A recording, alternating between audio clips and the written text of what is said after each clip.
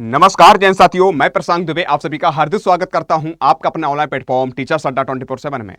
जैसा कि आपको पता है साथियों कि आज आपका Bihar DElEd entrance notification out कर दिया गया है। आज आपकी 11 दिसंबर है और आज से ही आपके फॉर्म स्टार्ट हो रहे हैं।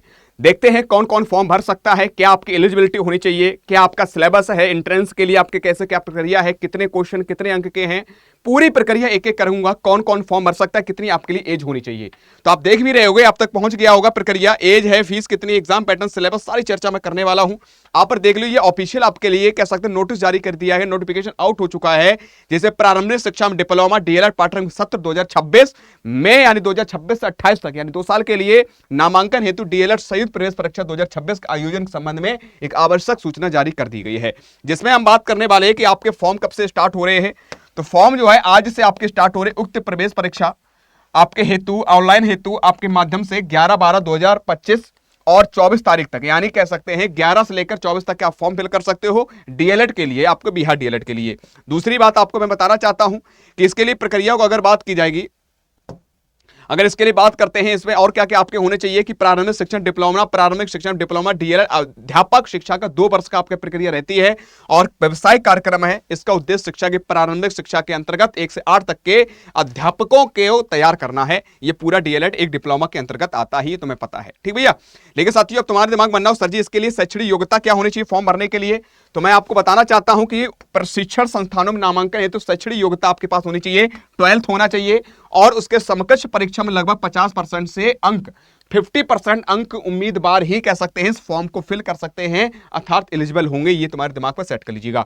आगे दे रखे हैं कि जो भी बच्चे हैं कि नामांकन हेतु आरक्षित कोटि जो भी के अंतर्गत आते हैं या निःशक्त उम्मीदवारों के लिए अर्हता में लगभग 5% आपकी छूट भी इसमें दी जाएगी, इसके अंतर्गत जो आ रहे हैं, ठीक है। और 50% प्रतिशत अंकों के साथ मौलवी की परीक्षा पास करे हेतु उर्दू अभ्यर्थी डीएलएड पाठ्यक्रम में 2 वर्ष के लिए इसमें भी क्या कर सकते हैं, पात्र हैं, मान्य हैं, ये भी आपके दिमाग में बैठा लीजिएगा, ठीक है। तो ये प्रक्रिया है। आगे हम बात करते हैं तुम्हारे के लिए और क्या होना चाहिए। एक चीज और इन्होंने साफ शब्दों में कह दी है, साफ शब्दों में इन्होंने ये कह दिया जैसे आपने पॉलिटेक्निक्स किए है या आपने आईटीआई करी है, क्या हम फॉर्म भर सकते हैं, तो साथियों वो फॉर्म नहीं भर सकते। इन्होंने साफ शब्दों में कहा है कि पॉलिटेक्निक्स अगर पॉलिटेक्निक किया है या आईटीआई किया है, अन्य योग्यता रखते हैं, तो आप कह सकते हैं इस नामांकन के पात्र नहीं होंगे, अर्थात आप फॉर्म नहीं भर सकते हो। साफ शब्दों में कह दिया है, ये अपने दिमाग पर सेट कर लीजिएगा।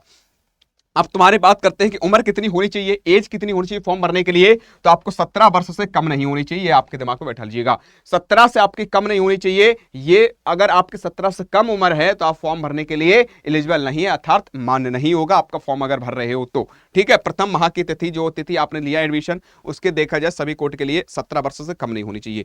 प्रवेश परीक्षा के लिए आपको पता है कि इसमें क्या होगा, एक मेरिट लिस्ट तैयार की जाएगी, आपका एंट्रेंस एग्जाम होगा, उसके बाद मेरिट लिस्ट तैयार की जाएगी, उसी के आधार पर सरकारी या गैर सरकारी आपको कॉलेज आवंटित किए जाएंगे, वो भी ऑनलाइन किए जाएंगे। इन्होंने साफ शब्दों में कह दिया है कि कंप्यूटरीकृत रूप से अभ्यर्थियों को महाविद्यालय आवंटित किए जाएंगे और वो भी विद्यालय परीक्षा समेत डीएलएड संयुक्त प्रवेश परीक्षा में प्राप्त अंकों के आधार पर, आपने जो अंक प्राप्त किए होंगे उसी के आधार पर आपकी मेरिट बनेगी, उसी के आधार पर कह सकते हैं आपको कॉलेज दिए जाएंगे। ये प्रक्रिया आपको बता दी है।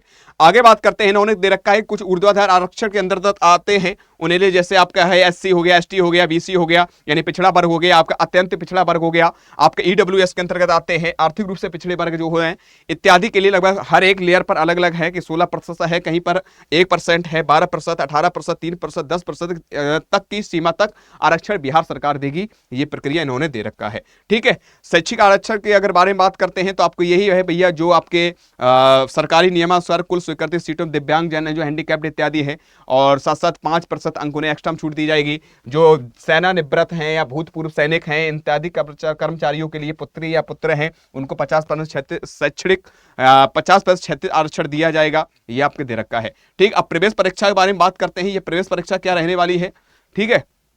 यहां पर प्रवेश परीक्षा ऑनलाइन आपकी होगी, कंप्यूटर बेस्ड होगी। पहली बात, आपके टोटल 150 मिनट का होगा, 2.5 घंटे लगभग पेपर होगा, जिसमें आपके 6 को बात करते सब्जेक्ट आएंगे, जिसमें आपका जर्नल हिंदी हो गया 25 नंबर आएंगे, गणित हो गया 25 नंबर का आएगा, विज्ञान आपका 20 नंबर का आएगा, यानी सामाजिक स्टडी अगर बात करते हैं, सामाजिक अध्ययन की अगर बात करते हैं, सोशल स्टडी की बात करते हैं, तब भी आपके 20 क्वेश्चन होंगे, सामान्य अंग्रेजी एंड तार्किक, ये पूरे टोटल ओवरऑल की अगर बात करते हैं तो आपको 120 क्वेश्चन होंगे, 120 अंक के होंगे, ये भी आपके दिमाग में रख लो। और प्रत्येक क्वेश्चन का कह सकते हैं 1 अंक आपको दिया जाएगा, ये आपका कह सकते हैं एग्जाम पैटर्न आपका रहने वाला है। ठीक है, आगे बात कर लेते हैं साथियों कि भैया सर फीस कितनी होनी चाहिए, कब हम कह सकते हैं इसके एलिजिबल होंगे। तो मैं बताना चाहता हूं न्यूनतम अर्हता अंक जो आपके होने, मिनिमम क्वालिफाइंग मार्क्स जो आपके होने चाहिए, अर्थात जब आप एंट्रेंस दोगे आपके नंबर कितने होने चाहिए तब आप एलिजिबल होंगे। 35% आपके लिए जर्नल इत्यादि के अंतर्गत आते हैं, उन्हें होने चाहिए 35%, 35% एंड 30% जो है यानी कह सकते हैं जो आरक्षित श्रेणी के उम्मीदवार हैं उन्हें 30% आपको अंक चाहिए ही चाहिए। ये आपके मिनिमम क्वालिफिकेशन मिनिमम यानी कह सकते क्वालिफाइंग मार्क्स आपको चाहिए ही चाहिए, नंबर चाहिए चाहिए। सामान्य कोटि के लोग हैं जो फॉर्म भरने के लिए 960 रुपए लगेंगे, और जो अनुसूचित जाति है अनुसूचित जनजाति के अंतर्गत आते हैं उन्हें 760 रुपए देने होंगे। ये फॉर्म कह सकते हैं फीस भरने के लिए। जो पिछड़ा वर्ग है उन्हें भी 960 के अंतर्गत आते हैं। जो आर्थिक रूप से कमजोर सामान्य कोटि के अभ्यर्थी हैं, पिछड़ा वर्ग है, अत्यंत पिछड़ा वर्ग है, उन्हें 960 रुपए फॉर्म भरने के देने ही देने होंगे। और ये फॉर्म कब से कब तक, आपको 11 से लेकर 24 तक आप फॉर्म भर सकते हो। ये ऑफिशियल वेबसाइट आपकी दे रखी है साथियों। BS बात करते हैं BSc-VD-DLED करके आपका है, इस पे आराम से आप फॉर्म भर सकते हो। आज से स्टार्ट हो गए हैं। सबसे बड़ी बात है कि सर इस पे क्या नॉर्मलाइजेशन होगा, बिल्कुल नॉर्मलाइजेशन होगा, क्योंकि ये लंबी प्रक्रिया है, पेपर बहुत सारे बच्चे देंगे, तो इसलिए कह सकते हैं एक दिन में पेपर पूरा संपन्न नहीं हो पाएगा, अलग अलग डेट पर आपके एग्जाम होंगे, तो इसमें नॉर्मलाइजेशन प्रक्रिया अपनाई जाएगी। साफ शब्दों में उन्होंने कह दिया है कि भैया जिससे किसी भी बच्चे को ये ना लगे कि भैया हमारा नुकसान हुआ है, उन्हें पता लग गया है। नॉर्मलाइजेशन प्रक्रिया होगी, और इसमें साफ शब्दों में कहा है कि कोई भी खास लाभ या हानि बच्चों को ना हो, इसको देखते हुए नॉर्मलाइजेशन विधि अपनाकर परीक्षा फल प्रकाशित किया जाएगा। ये भी आपके दिमाग में बैठा लो, ठीक है।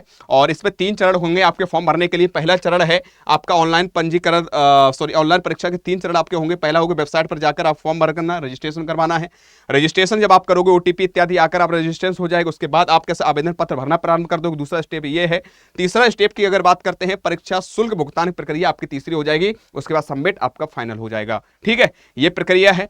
साथ साथ आपके लिए जो आपके फॉर्म भरते समय आपके स्कैन जो किए हुए सिग्नेचर आपके स्कैन होने चाहिए, और साथ साथ फोटो भी रंगीन होनी चाहिए। ये पूरी प्रक्रिया देख के रंगीन फोटोग्राफ होनी चाहिए। बैकग्राउंड सफेद या हल्का रंग का होना चाहिए, जो बैकग्राउंड है हल्का सफेद या कह सकते हैं हल्का रंग का होना चाहिए, जैसे कैमरे के सामने खींचा हुआ हो।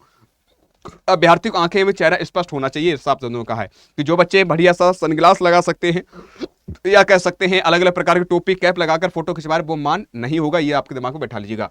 आगे हम बात करते हैं कि प्रमाण पत्रों के बारे में बात करते हैं, तो हाई स्कूल के आपके प्रमाण पत्र लगेगा, इंटर का लगेगा, फिर अनुसूचित जो भी आपकी जाति है, जो जाति सर्टिफिकेट होता है वो आपका लगेगा, ठीक है। और उसके साथ साथ आपको बताना चाहते हैं अगर आप जो है EWS अंतर्गत आते हैं, ठीक है ना, तो आप उसका भी आपका प्रमाण पत्र लगेगा। दिव्यांगता का अगर आप हैंडीकैप्ड इत्यादि उसका भी प्रमाण पत्र आपको ले देना पड़ेगा। और बिहार राज्य की सेवारत है, सेवानिवृत्त इत्यादि के लिए भी आपको सक्षम प्राधिकार द्वारा निर्गत प्रमाण पत्र होना चाहिए, ठीक है, तब आप फॉर्म भर सकते हो। एक और चीज मैं बताना चाहता हूं, अगर किसी प्रकार ID एवं पासवर्ड के माध्यम से अभ्यर्थी ऑनलाइन परीक्षा आवेदन पत्र में किसी भी प्रकार त्रुटि हो गई है, तो विवरण ऑनलाइन परीक्षा आवेदन पत्र भरने की अंतिम तिथि के बाद अपलोड डमी एडमिट कार्ड को डाउनलोड करके समिति के द्वारा उसमें आप संशोधन कर सकते हो। इन्होंने ये भी कह दिया है ऑनलाइन के माध्यम से ये पूरी प्रक्रिया स्वीकार हो जाएगी।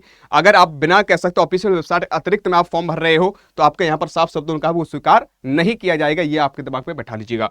ये पूरी प्रक्रिया है, आपको मैंने बता दी है कि परीक्षा फल जो है आपका कितने, इस परीक्षा संबंध किसी प्रकार सूचना अधिकार अधिनियम 2005 के अंतर्गत परीक्षा प्रकाशन तिथि से 30 दिनों तक ही प्राप्त किया जा सकेगा। ये प्रक्रिया आपके लिए है। तो मैंने आपको बता दिया, यही आपके लिए था। तो आप सभी से कहूंगा कि ये फॉर्म के लिए देरी मत करना है। अगर फिर भी कोई किसी प्रकार कोई दिक्कत आ रही है, तो उन्होंने कह दिया ये हेल्पलाइन नंबर है मेरा, तो इस हेल्पलाइन नंबर पर आप कॉल कर सकते हो, समस्या समाधान कर सकते हो, ठीक भैया।